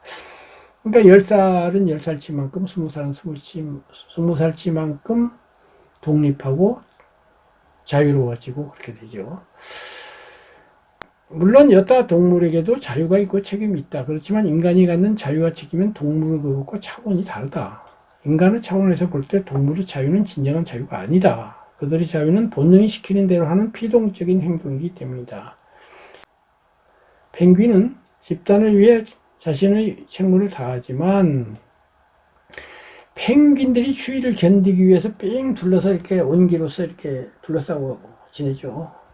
근데 바깥에 있는 놈은 더 추울 테니까 시간이 지나면 교대를 합니다. 바깥에 놈이 안으로 들어오고 두 번째 놈이 또 하고 이렇게 해서 해요. 그래서 책임을 다하는 거 보면은 애들도 상당히 그 책임감이 있고, 책임감이 있다는 건 자유가 있다는 거니까 그렇게 하는 것 같이 보이지만 그건 수많은 경험을 통해서 기계적으로 본능이 그렇게 시켜서 하는 것이지 인간처럼 생각해갖고 한 건 아니에요. 그래서 인간은 생각해갖고 하기 때문에 거기서 뺀질거리면서 자기는 빠져나가고 안 하려고 하는 놈도 있고 이렇게 돼요. 희생적으로 더 많이 하는 사람도 있고 어쨌든 그에 비해 인간은 정자중분에 근거하여 이성을 가진 존재로서 입장을 바꿔서 생각을 할 줄 안다. 그래서 1차적으로는 내가 자유롭게 남과 분리되지만은 이렇게 입장 바꿔서 네가 추운 데 있으면은 힘들면 1시간 있으면 내가 이제 너도 춥겠지. 그러면 내가 이제 추운 거 좀 할게 하고서 교대를 한다 이 말이죠. 이 이성적 인식은 여타 동물에게는 없는 것이며 윤리는 지금 윤리 얘기하자는 거예요. 여기에 근거한다. 즉 주기급인 이게 이제 유교 말인데요. 밀주 몸기 미질급 사람인이에요. 밀주 몸기는 기는 나라는 거예요. 밀주는 미루어 보아 이런 거예요. 나를 미루어 보아. 이는 사람인데 남이라는 거예요. 남에게 미친다. 그러니까 욕 먹으면 내가 기분 나쁜 걸로 미루어 보아. 너도 욕 먹으면 기분 나쁘겠지. 이렇게 한다 이거죠. 즉 나의 경험을 통해 얻은 인식을 타자에게까지 확장하여 적용하는 능력은 인간을 여타 동물과 변별시켜주는 윤리의 기초. 입장 바꿔 생각하기가 윤리의 기초다 이거지. 이 윤리적 기초는 공자에 의해서 내가 하고 싶지 않은 일을 남에게 하지 않는다는 힐렐과 완전히 동일한 가르침으로 글자 한자도 안 바꾸고 똑같이 공자님도 이렇게 말했어요. 힐렐처럼. 기소불력을 옳시 어인하라. 논어에 나오죠. 내가 하고 싶지 않은 일을 남에게 시키지 마라. 정말 글자 한자도 안 틀려요. 이야, 너무나 놀라워요. 그러니까 이성적인 사고를 가진 사람이 깊이 생각하면 문화가 다르더라도 다 여기에 도달한다는 증거예요. 입장 바꿔 생각해야 된다는 것으로부터 윤리가 생긴다는 건 이것으로서 알 수가 있죠. 근데 이것이 예수에 의해서는 네가 대접받고자 하는 대로 남을 대접하라라는 보다 적극적인 내용으로 설교되었다. 하고 싶지 않은 일을 하지 않은 수준이 아니라 남이 그렇게 했으면 좋겠네 하는 걸 해주라. 이렇게까지 됐다 이 말이죠. 이 역지사지의 원리는 부처님에 의해서도 선포되었다. 법국경에 보면은 매맞는 것과 죽는 것을 좋아하는 사람은 없다. 이를 생각한다면 어떻게 남을 때리고 죽이겠는가. 역지 입장 바꿔 생각하기 역지사지죠. 이 정신은 불살생과 함께 불투도, 불싸움, 불망어 등 계학으로 권장된다. 이 모든 것들이 다 같은 원리예요. 이 계학이라는 건 결국 윤리인데 다만 불교 공부는 계학을 성숙시켜 이 윤리를 성숙시켜 윤리에서 그치지 않고요. 정학해학으로 나아가는 구조로 짜여져 있다는 점에서 여타의 철학보다 체계적이다. 그 다음 공부가 있다 이 말이죠. 마음을 고요히 하는 정학은 계학을 돕고 나 자신을 드러내고 비워내는 지혜는 정학을 돕는다. 바꿔 말하면 지혜로운 사람의 마음은 고요하고 고요한 마음은 윤리적일 수밖에 없다고 불교는 설파한다. 계를 잘 지키는 것은 중요하지만 몸으로만 지키는 계는 상계라고 그러죠. 상은 모양이라는 건데 겉모양으로만 계를 지키는 척 하는 게 이제 상계인데요. 에 불과하다. 계는 상계로부터 시작되어 성계, 성품 성자죠. 그거는 겉으로만 지키는 것이 아니라 마음으로부터 우러나서 지키는 계죠. 타자의 고통에 대한 공감. 너를 가볍게 여기고 자비롭게 여기서 이제 나오는 거죠. 즉 억지로 지키는 계가 아니라 본심으로부터 우러나와 자연스러이 지켜지는 계로 그렇게 계도 성숙되어야 한다. 그를 위해서는 여타 동물과 구별되는 인간의 고귀함은 어디에서 비롯되는가에 대한 숙고가 필요하다. 지금 앞에 말했죠. 동물과 어떻게 다른 건지 그 숙고로부터 얻게 되는 타자의 고통과 행복에 대한 공감, 특히 고통에 대한, 남이 고통스러우면 내가 이렇게 고통스러운 걸로 봐서 남에게 그렇게 하면 너도 고통스럽겠구나, 이렇게 미루어 생각하는 역지사지 추기급인. 행복도 마찬가지죠. 내가 이렇게 대접받으면 좋으니까 내가 너한테 대접을 해주면 너도 좋겠지. 예수님이 말씀하신 네가 대접받고자 하는 대로 남을 대접하라, 이렇게 되겠죠. 이게 이제 후주를 읽어봤는데 여기까지 이제 그 자유와 필연, 그리고 결심과 결정, 그리고 윤리, 요걸 얘기를 했는데요. 여기까지 들으시고 생각나는 것, 질문할 것 있으면 해 주세요. 어느 분이 먼저 하실까요? 스님 먼저 하시겠어요? 네. 오늘 뭐 특별히 질문 드릴 건 없고요. 해탈 열반 자유에서 연기하고 무아에 대해서 조금 많은 이해를 한 것 같습니다. 예. 그 부분은 뭐 앞으로 계속 뒤에 또 나올 것이고요. 더 깊은 설명, 더 자세한 설명, 이제 차차 나아가면서, 점점 더 정밀하고 또 분명한 그런 설명이 나올 겁니다. 그러면은, 안 선생님. 네, 오늘 또 말씀 잘 주고 이급인이라는 얘기는 오늘 처음 들어봤고요. 네. 그 불교라든가 제 책과 관련 없이 일반 상식으로 읽어도 좋은 내용이잖아요. 아시다시피. 그렇죠? 네. 모든 사람들이 초등학교 고학년부터 대학생까지 전부 요걸 좀 이해했으면 좋겠다는 그런 내용이기 때문에, 또 맨날 어려운 얘기만 하면 또 그러니까 이런 얘기도 또 하는 것도 좋겠다 싶고요. 특히 그 힐렐이라든가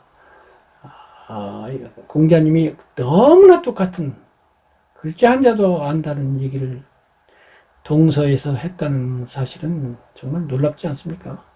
예, 부처님도 똑같은 말씀하신 거고요. 예, 그래서 한번. 그다음에 아까 전에 욕자라는 삼형제 말씀하셨잖아요. 예. 욕자라는 삼형제, 그게 결국 이제 그 예를 들어서 부탁해서 그거 나는 이러이러했는데 이거를 안 받으면 그거 누구 거냐 해서 그게 아까 그거잖아요. 근데 그게 삼형제가 풀 스토리라는 건 처음 알았네요, 오늘 또. 예, 그 삼형제가 그거 제가 거예 스님하고 번역한 그 법구경 책에도 나오고요. 예, 이름이 바랏 와장가 그래요. 하여튼 그 삼형제가 원래 스토리입니다. 그럼 마지막으로 질문이, 아까 전에 그 너무 좀 어려울 수 있다고 하셔가지고 그게 있었잖아요. 그 해탈자에게는 그 부담스러움이 없다는 뜻이다.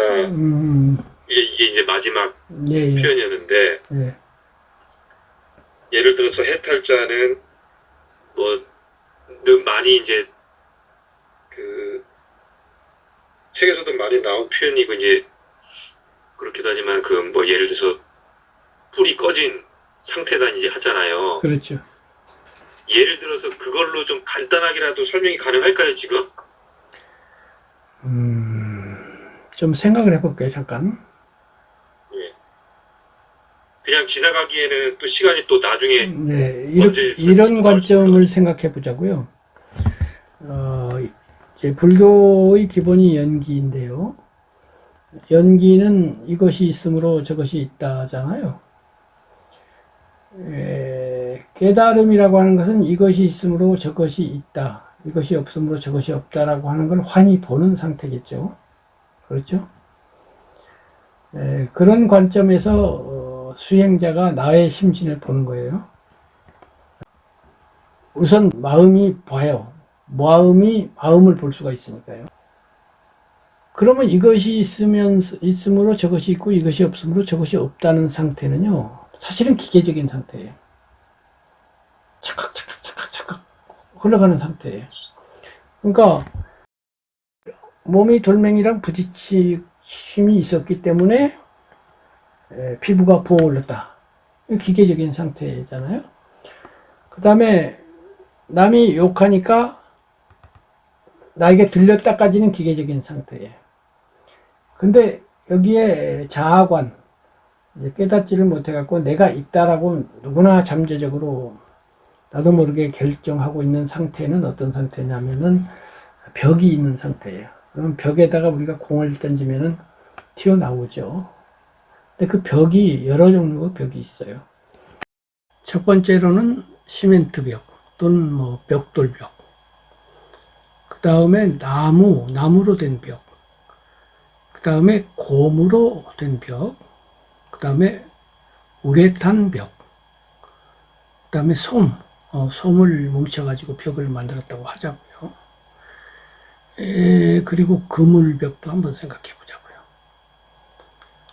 그리고 마지막에는 벽이 없는 거예요. 수행을 한다고 하는 것은 그 탄력을 부드럽게 하는 거예요. 그러면 공을 던지면은 1번에서는 예를 들면 0.1초 만에 튀어나온다고 가정하자고요. 2번은 0.2초, 3번은 0.3초. 이렇게 점점 튀어나온 속도가 늦겠죠. 솜에다 던지면 바로 안 튀어나올 거 아닙니까? 그리고 허공이 되면 아예 튀어나오고 문제가 없죠. 허공이 된 상태는 이제 무아의 상태인데요. 그렇게 해서 보통 사람들이 싫어하는, 즉 문제, 고통이라고 생각하는 그런 것들이 이제 외부에서 우리에게 다가와요. 병으로 다가올 때, 노병사로 다가오고, 원증회고, 애별리고 이런 걸로 다가오는 거예요. 다가올 때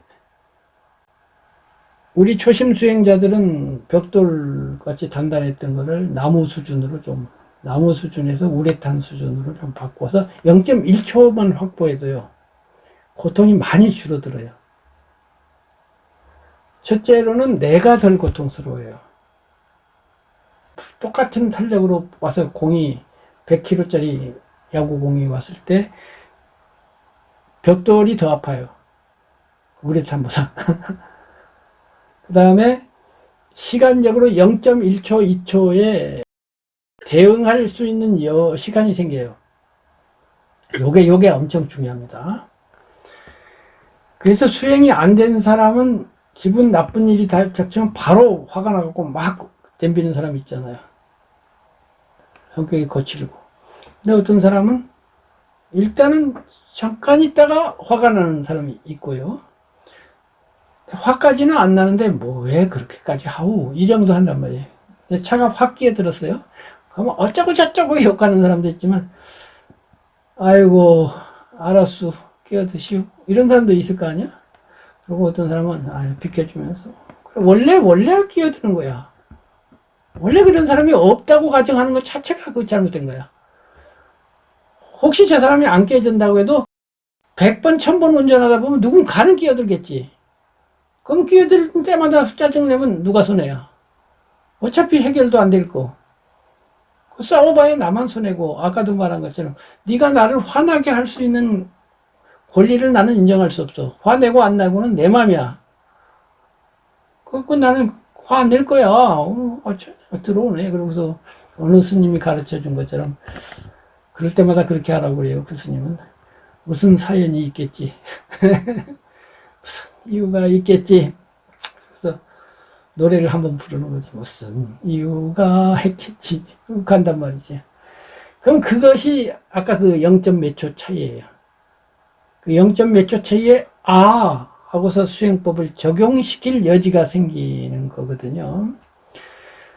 그리고서 수행을 깊이해서 무아를 알게 되면은 휙 지나가 버리는 상태가 돼요. 여기에서 이제 정밀하게 들어가면 뭐가 되냐면, 그렇게 자기를 관찰하는 건데, 결국은. 그 관찰하는 식이 관찰할 거 아니야. 식이 마음인데. 식이 나냐가 아니 문제가 돼요. 요점은 그 식이 나가 아니라는 데 있는 거예요. 식조차도 생겼다 사라지는 거예요. 이게 불교 위대한 점이에요. 그리고 요점이에요. 이거를 놓치면은 식이 또 자아가 돼버려. 그래갖고 이게 진화가 또 돼버려. 근데 식조차도 조건에 의해서 생긴 거야. 잠자고 있을 때는 없었던 식이거든. 그렇잖아요. 죽으면 없어지는 식이거든. 조건에 의해서 생기기 때문에, 그러니까 매 순간마다 다 놓아버리고 가는 거야. 식을 한번 쓰고 놓아버리고 가는 거야. 걔를 계속 연속시켜서 일관시키면 그게 내가 돼. 근데 끊어내버리고 다음 식이 왔다. 이렇게 하고서 매 찰나 새로운 식으로서 새롭게 사는 그런 사람이 이제 해탈자예요. 이렇게 된 상태는 어떤 상태냐면 오히려 기계적이에요. 그러니까 삼사화합이요. 눈을 떴으니까 원인이 되어서, 또는 저쪽에 나무가 있고 눈이 있고 근과 경이 있고 내 식이 있어서, 근경식이 있어서 봄이라는 현상이 일어나는데 그 기계적이잖아요. 누가 말릴 수가 없어요. 이게 기계적이란 말은 너무 험하면 자연적이라고 하자고요. 그냥 자연스러운 현상이에요. 내추럴한 현상이에요. 그래서 그 12처 18개가 그래서 설해진 거예요. 그냥 12처 18개의 상황이에요. 모든 게 그래서 일체는 12처예요. 안이비설신이와 색상향식과 여섯 식이 만나서 수없이 보고 듣고 생기고 생각하고 그냥 생각이 사라졌다 이러졌다. 그 조건에 따라서 그냥 일어나고 있고 사라지고 있는 거가 진행되는데 아무도 거기에 끼어들어서 개변할 수가 없어요. 그러니까 눈이 멀쩡한 시력이 있고 그 앞에 돌멩이가 있고 그 다음에 눈으로 그것을 보아서 근경식 3사가 화합이 되는데, 근데 안 볼 수 있는 방법은 도무지 없어요. 신이 와서도 그 회방을 놓을 수도 없고요. 자기 자신도 어떻게 할 수도 없어. 자기 자신도 안 볼 수도 없어. 눈이 뭐 멀쩡하고 앞에 돌멩이가 있고 인식이 끼어있는데 안 볼 도리가 없잖아. 그게 법이에요. 이게 다르마예요. 이게 진리예요. 이 진리의 세계 안에 이런 원인 결과의 그 발생과 소멸 속에는 제3의 어떤 신이나 위대한 사람이 끼어들어서 그걸 방해할 수가 없어요. 내가 청력이 있고 밖에서 차가 빽 소리를 냈는데 이걸 안 듣는 방법이 없는 거예요. 신이 안 듣게 할 수도 없고 내가 안 듣게 할 수도, 안 들을 수도 없고 부처가 어떻게 할 수도 없고 그냥 일어나는 자연적인 현상이에요. 그러면 오관에 대해서 그래요. 안이비설신까지 그래요. 그럼 의가 문제인데, 마음이 문제인데, 마음도 그래요. 마음도 욕을 하는데, 근데 마음은 이제 관리가 되는 거지. 아까 말한 욕을 해서 딱 들리는 데까지는 어쩔 수가 없는데, 나가 없어지니까 소리가 휙 지나가는 거. 이제 야구공이 날아오는 거, 부딪히는, 어쩔 수가 없어요, 그거는. 근데 거기서, 아까 마음을 다룬다고 그랬죠. 4가지 방법에서 마음을 다루는 데인데 마지막 요점은 무아가 되어버린 상태에서는 내가 전혀 개입할 생각이 없어요. 내가 없으니까 개입할 리가 없잖아요. 내버려 두는 거예요. 모든 걸 내버려 둔 상태예요. 모든 걸 내버려 뒀으니 그게 자유라고 할 수 있겠나요? 그냥 일어날 거 일어나게 하고 사라질 거 사라지게 하고 나는 개입도 안 하고 그냥 무개입의 상태예요. 이 무개입의 상태는 무의지의 상태고 무의지의 상태는 자유가 있을 수가 없어요. 자유는 의지로서 하는 거거든요. 그리고 의지는 힘을 쓰는 거거든요. 근데 해탈자는 힘을 하나도 안 써요. 전혀 힘을 쓸 데가 없어요. 나가 없으면 힘을 쓸 데가 없습니다. 그냥 일어나라고 사라지는 것만 있지, 그냥 그걸 바라볼 뿐이지, 힘쓸 데가 하나도 없어. 그래서 완전한 긴장이완이고, 그게 해탈이다. 나는 그렇게 보고 있어요. 그래서 그것이 해탈이라는 말 자체가 자유라는 뜻이니까, 고통으로부터 자유롭다는 의미에서는 완전한 자유고요. 근데 무개입이라는 입장에서는 완전한 부자유일 수도 있어요. 의지가 없는 부자유니까 이게 말이 묘한 거긴 해요. 설명이 되나는 모르겠는데 어렴풋하게라도 해탈 상태가 참 미묘하구나라는 것, 그리고 그 자유라고 하는 궁극적인 자유 상태가 무개입하고 무공하고 그렇기 때문에 죽어도 죽은 고통이 되지 않는 거예요. 죽음이 그냥 원인 결과로서 그냥 기계적으로 일어난 거 죽네? 그리고 마지막 시까지 보다가 마지막 시기 뿅 사라지고 끝이야. 그래서 어디로 갔냐고 이제 물어보면 어디로 갈 데가 어디 있어요? 갈 데도 없고 올 데도 없어요. 가는 거는 나가 있는 놈만 가지 나가 없는 놈은 안 가. 그러면 단절이냐? 그렇게 또 단절이라고 볼 수도 없는 그런 미묘함이 있죠. 어쨌든 설명이 좀 된다는 모르겠는데, 그러나 어떤 면에서는 깨달음의 가장 정묘하고 가장 마지막에 대해서 어쨌든 언급을 한 셈이 되긴 했습니다. 어떤가요? 좀 어렴풋하게라도 좀 감이 오게 설명을 했나요? 어렵네요. 확실히 어렵고 그 이해를 절반도 못한 것 같긴 한데, 지금 예로 드신 그 완충에 대한 부분, 예. 그 부분은 이해를 했고요. 그 이상으로는 아직도 좀 이해가 어려운데 차차 이제 또 듣다 보면 또 알아가겠죠. 하나씩 하나씩. 예. 잘 들었습니다. 예. 예. 그러면 오늘은 여기까지 하고요. 다음 주에 또 열정적으로 문학 강의할 때처럼 열정적으로 만나면 좋겠네요. 저 새로운 분들도 좀 이렇게 모셨으면 좋겠습니다. 한두 분씩이라도 오시면 더 근데 서로 이렇게 그 억지로는 못 하잖아요. 어제 그 모임에서 넘어오실 분들 안 계실까요? 없을 겁니다. 너무 그분들에게는 너무 어렵고요. 이렇게 이렇게 논리적 전회적으로 따라오기가 그게 쉬운 일이 아니에요. 쉬운 일이 아니고, 그 다음에 이제 그 배경 자체가 그분들은 송순현 원장 중심인데, 송 원장 자체가 그런 이른바 영성주의, 신비주의 계통이고요.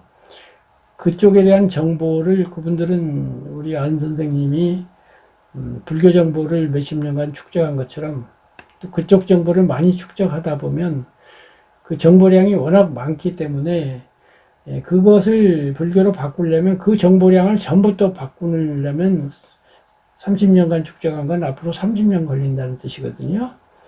그건 기대하지 말고요. 그래서 여러 번 내가 말을 했죠. 사람 많은 거, 그런 건 내가 진작에 포기를 한 것이고요. 오히려 나는 수행자의 입장에서 늘 말을 생각하는 거예요. 사람 많기를 바랄 때 그 바라는 놈이 있느냐라는 문제고요. 그래서 많으면 과연 좋은 거냐. 일단 세상 관점에서는 좋지. 근데 정말로 좋은 거냐요? 내가 물어본 건 지금 그거지. 지금 그 얘기를 해야지. 뭐 정말로 좋은 걸 문제를 삼아야지. 무슨 세상 관점으로 돌아가면 그게 구도인가? 아니잖아요. 그러니까 문학 모임 그쪽에서는 많은 게 좋아요. 그건 세상이니까. 예술이니까. 근데 구도 모임은 달라. 그래서 문학 모임에서는 제가 수강료를 받아요. 구도 모임에서는 수강료도 안 받아요. 왜? 이 모임에서는 그런 세상의 거래라고 하는 것이 초월되자고 지금 우리가 하는 거거든요. 거래, 주고받음, 기브 앤 테이크라고 하는 것이 세상의 기본 원리예요. 근데 무아의 입장에서는 기브 앤 테이크가 없거든요. 부처님은 기부만 하지 테이크가 없어요. 그럼 부처님 저를 어떻게 짓냐? 차이가 그거예요. 내가 강의할 테니까 부처님이 강사비 얼마 줄래? 그러니까 우리가 좀 가난해서 100만 원 드리겠습니다. 그러자. 이러고 하면 그거는 거래가 되는 기브 앤 테이크예요. 부처님이 절대 그런 거 요구를 하지 않고 법을 원하면 그냥 주시는 거야. 무료야.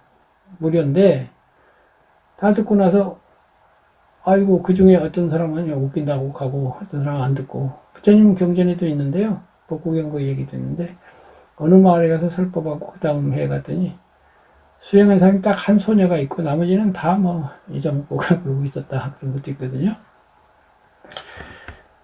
근데 그 중에 어떤 한 사람이 감동을 해갖고 내가 절을 지어서 바치겠습니다. 그거야 오케이. 이거는 전혀 거래가 아니에요.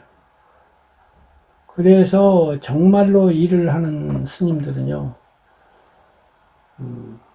대행스님 말씀 맞아요. 그거는 야 1억짜리 불사하는데 100만 원을 100개 모아가지고 할래? 그거 아니요. 1억짜리 불사는 1억 내는 사람이 있걸요? 하나도 안 내는 놈도 있어.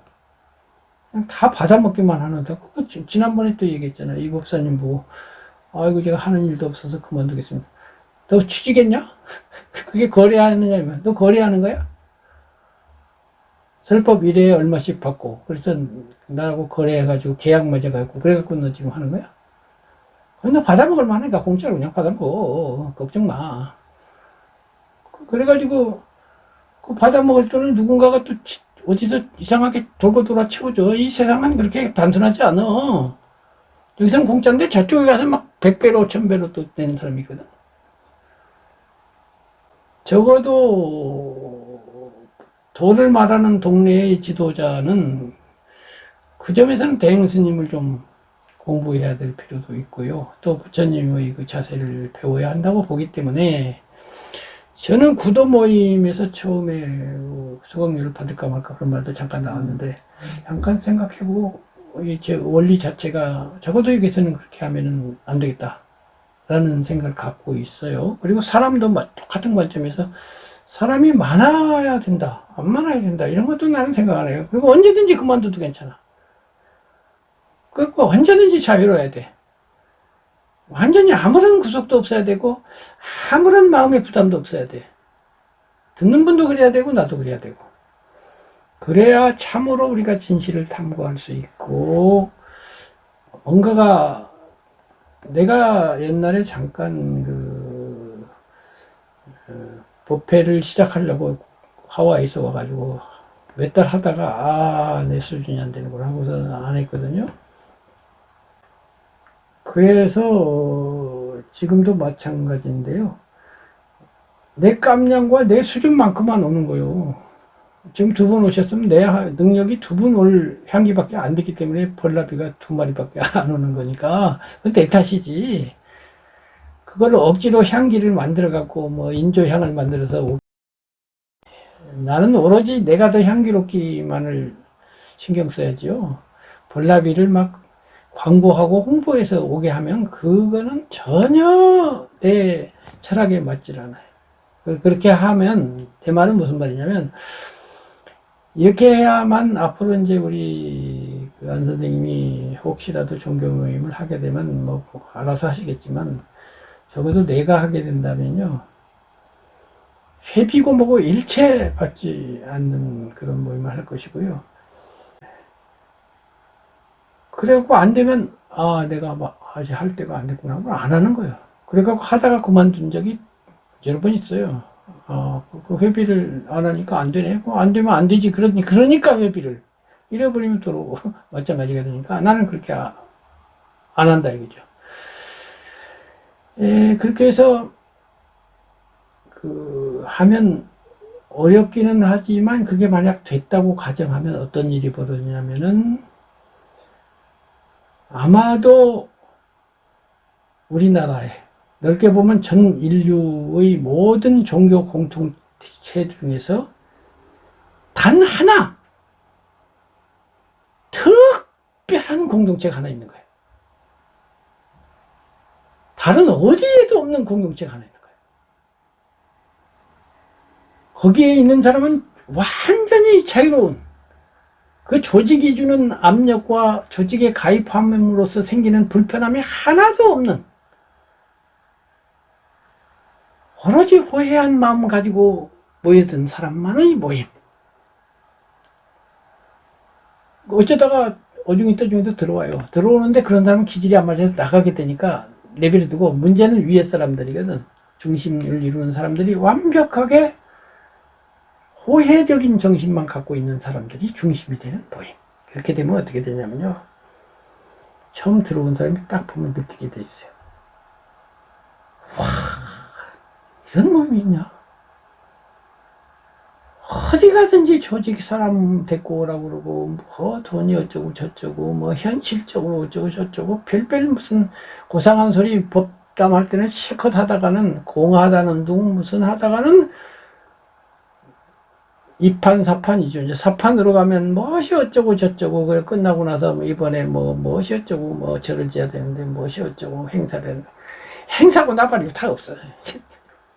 세상에 자유로운, 저는 그런 모임을 하나 만들기를 원했어요. 회원이 5명이라도 좋으니까 오면은 그저 이 세상 그 어떤 모임도 없는 그런 텅 빈 모임, 그런 걸 하고 싶었기 때문에 이제 줌이라고 하는 좋은 도구가 생겨서 돈 안 들고도 이렇게 같은 시간에 모여서 얘기할 수 있는 게 너무 좋아요. 그래서 한 분이라도 저는 상관이 없어요. 그러나 아까 말한 것처럼 문학은 다르다 이거죠. 문학은 세속적인 것이기 때문에 그건 이제 제가 거기에 맞춰서, 당연히 뭐 많이 받는 것도 아니고 받을 건 받고 할 건 하고, 그렇게 하고 이렇게 하는 거예요. 그래서 아까도 말했잖아요. 그 좌표가 있어서 그 사람에 맞춰서 응병 예약을 하듯이 저는 그 두 채널을 가지고, 나도 세속적으로 생활하는 입장도 있고 재력이 필요한 입장도 있고, 그러니까 그거는 그것대로 그 차원일 때는 또 거기 맞춰서 하고, 그러나 내가 그래도 구도자로서 평생 탐구를 했는데 그것이 한두 분만을 위한 것이라 하더라도 그런 작은 순수한 공간 하나가 나에게 있다는 것은 나에게도 소중할 수 있잖아요. 소중한 거죠. 그래서 이 시간 자체도 나한테는 상당히, 나한테 자체도가 아니라 이 시간 자체가 나에게는 그런 상당한 의미가 있습니다. 그래서 계속해서 이제 얘기를 해도 아무래도 이제 살아오신 환경도 있고 하니까 계속해서 우리 안 선생님은 다시 제자리로 들어가서 사람이 많았어요. 나는 계속해서 사람은 중요하지 않다. 그런데 한참 지나면 또 사람이 많았어요. 나는 또 그렇지 않다. 이렇게 하는 거예요. 저는 이 중요하지 않다는 이 말은 간단하지만 그 뒤에 수많은 사고와 이것이 몇십 년에 걸친 사고가 누적되어 있기 때문에 그게 확립되어 있고, 그게 너무 당연한 거지만 이건 너무나 색다른 관점이고 일반인들은 상상도 못하는 관점이기 때문에, 부도심이 있는 분이라 할지라도 지금 안 선생님처럼 한참 지나면 다시 그래도 사람 많으면 좋잖아가 나오거든요. 그건 이해를 하는데, 적어도 사람이 많음으로써 김정빈이가 더 좋아할 것이다 라고 하는 가정은 하지 마세요. 그러나 나는 완전 해탈자는 아닌 줄 알기 때문에 약간 좋아는 할 거예요. 적은 것보다 좋아는 해도 국집된 좋아함이 되지는 않을 거예요. 어제 어제 얘기했나요? 공자님의 그 A 불상 낙이 부름 얘기했는지 모르겠는데, 슬퍼하지만 상심하지는 않고 즐거워하되 음란하지 않는다는 것처럼 좋아하기는 해도 곡집하지는 않는다는 말도 가정이 되거든요. 그래서 부처님도 좋아하실 때가 있거든요. 그래서 제자가 잘하면 아주 기뻐하시고 그러니까 제가 어찌 좋아하지 않겠습니까? 그러나 그러한 그 근본 원리 자체는 제가 잊어버리지 않기 때문에 그것을 좋아한다는 것은 아까로 돌아가서 타인탐으로 영향을 받는 거예요. 회원이 많아진다는 상황이 타인탐을이잖아요. 그러니까 아까 욕을 하는데 야 네가 내 자유를 네 맘대로 해가지고 나로 하여금 화를 나게 할 수 있다고 그런 권리를 내가 언제 줘. 나는 네가 그러거나 말거나 화 안 낼 거야. 내 맘이야. 라고 하는 것처럼 거꾸로 말해서 네가 100만 명의 신자를 데리고 왔으니까 선생님 기뻐해 주세요. 야, 네가 어떻게 나를 기뻐하게 하고 좋아하게 할 수가 있어. 마찬가지예요. 화나게 하는 자유를 갖는 거나 기뻐하게 하는 자유를 갖는 거나 똑같은 거거든요. 그렇지 않아요? 기뻐하고 말고 내 맘이야. 내가 100만 명 때문에 내가 기뻐해야 되고, 그러면 10,000명이면 슬퍼해야 되고. 그걸 갖고 언제 해탈할래? 해탈이라는 건 어쨌든 간에 타인탐물과 관련 없는 데서 일어나기 때문에 신자 수가 많아지면 해탈하냐, 적어지면 안 해탈하냐. 아무 관련이 없는 거예요. 오직 진리만 있는 거지, 그런 거는 다 어린 왕자식으로 하면 겉의 문제에 불과합니다. 어쨌든 같은 얘기를 반복하게 되네요. 그래요. 하여튼 다음 주에 또 뵙겠습니다. 오늘도 말씀 잘 들었습니다. 네, 감사합니다. 고맙습니다. 교수님 감사합니다. 네.